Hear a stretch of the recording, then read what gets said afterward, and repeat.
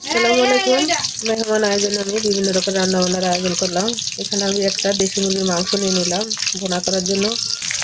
চলে আসলাম চুলার পাশে, কড়াই বসাই দিলাম। কড়াইতে আমি একটা সয়াবিন তেল আর একটা পেঁয়াজ কুচি দিয়ে দিলাম। পেঁয়াজে গোল্ডেন কালার এসে গেছে, আমি এলাচ আর দারচিনি দিয়ে দিলাম। এবার আদা রসুন আর পেঁয়াজ বাটা দিয়ে দিলাম। 2 চা চামচ পরিমাণ শুকনো মরিচ বাটা দিয়ে দিলাম।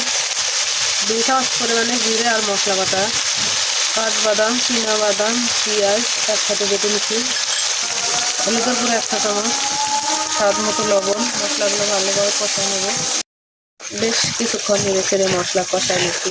এবার মশলার ভিতর আমি 2টা টমেটো কেটে দিয়ে দিলাম। কিছুক্ষণ নাড়াচাড়ার পর টমেটোগুলো সিদ্ধ হয়ে গেল। এবার দিয়ে দেবো মুরগির মাংসগুলো। মাংস ভালোভাবে নেড়ে ছেড়ে আমি মশলার সাথে কষায় নেব।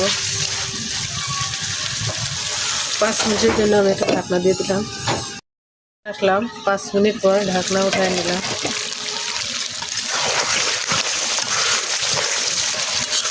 বেশ কিছুক্ষণ নেড়ে কষায় নিলাম।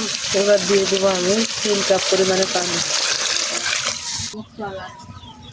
পানিতে বলক এসে গেছে, এবার আমি এটা ঢাকনা দিয়ে দেবো। ফিরে আসলাম 20 মিনিট পর, ঢাকনা উঠায় নিলাম। মুরগি ভুনা আমার হয়ে গেছে। মাখা মাখা ঝোল আমি হালকা মাখা মাখা ঝোলের সাথে উঠায় নেব। দেশি মুরগির এই ভুনার রেসিপি খুবই মজাদার একটা রেসিপি, তাও যদি আবার হয় নিজের পোষা দেশি মুরগি। এই মুরগি আমার বাড়িতে পোষা মুরগি ছিল। আমি মেহমান আপ্যায়নে একটা মুরগি জবাই করে ভুনা করে নিলাম।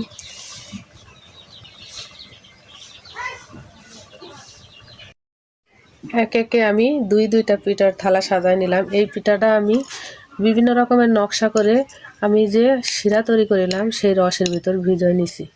একটা রসে ভিজানো আর একটা রস থেকে তুলে নেওয়া। দেখতে যেমন সুন্দর, খেতেও তেমন মজা।